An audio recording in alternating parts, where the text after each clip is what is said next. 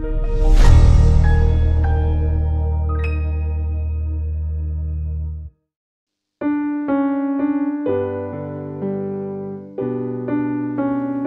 pagi, Shalom, sahabat rohani HKBP Jatinegara.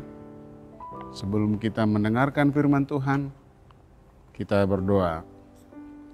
Kasih karunia bagi kamu sekalian dan damai sejahtera dari Bapa di surga dan dari anaknya Tuhan kita Yesus Kristus. Amin. Firman Tuhan yang menyapa kita di pagi hari ini dari kitab 1 Samuel pasal 2 ayat 10. Demikian firman Tuhan. Orang yang berbantah dengan Tuhan akan dihancurkan. Atas mereka ia mengguntur di langit. Tuhan mengadili bumi sampai ke ujung-ujungnya. Ia memberi kekuatan kepada raja yang diangkatnya dan meninggikan tanduk kekuatan orang yang diurapinya.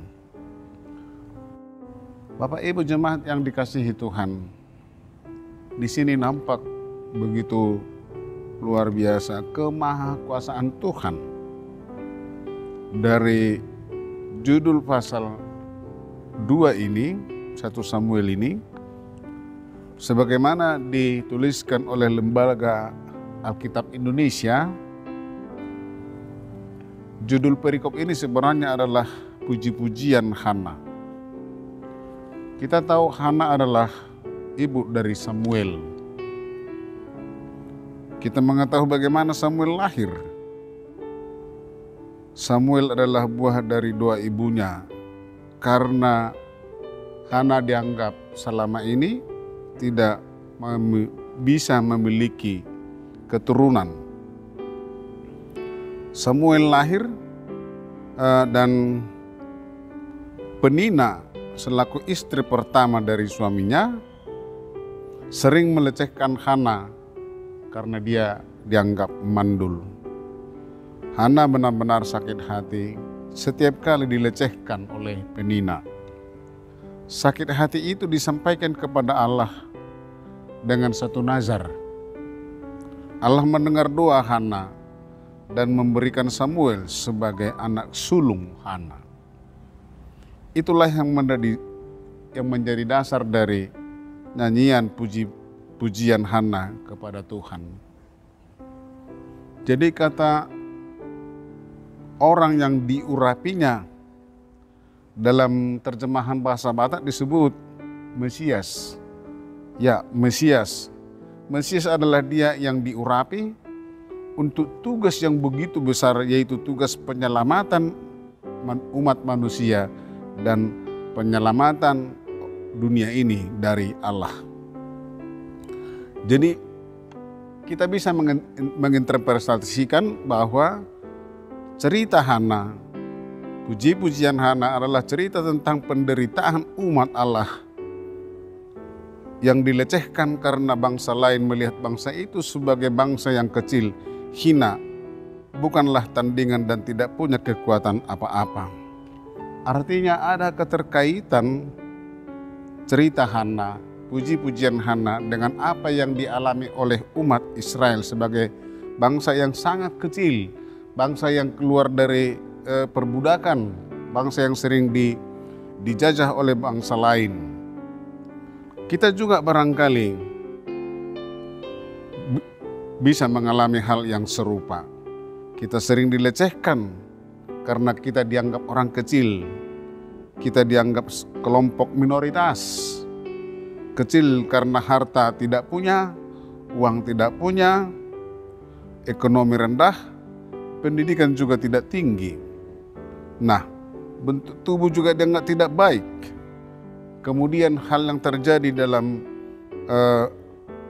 secara fisik kita mungkin perbedaan gender, golongan dan agama.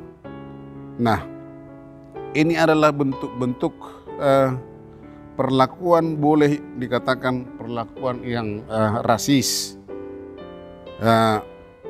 Dan hal-hal ini membuat kita harus berseru kepada Allah sama seperti yang dialami oleh Hana, meminta perlindungan dan pertolongan agar Allah senantiasa menolong kita.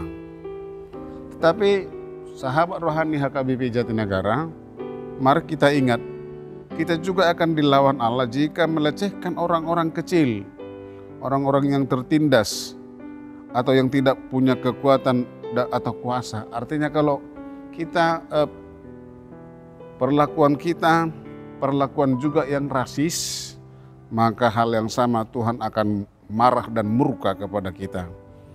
Allah akan melawan kita sampai kita tunduk dan mengaku akan kemahakuasaan atau kekuatan Allah yang luar biasa itu.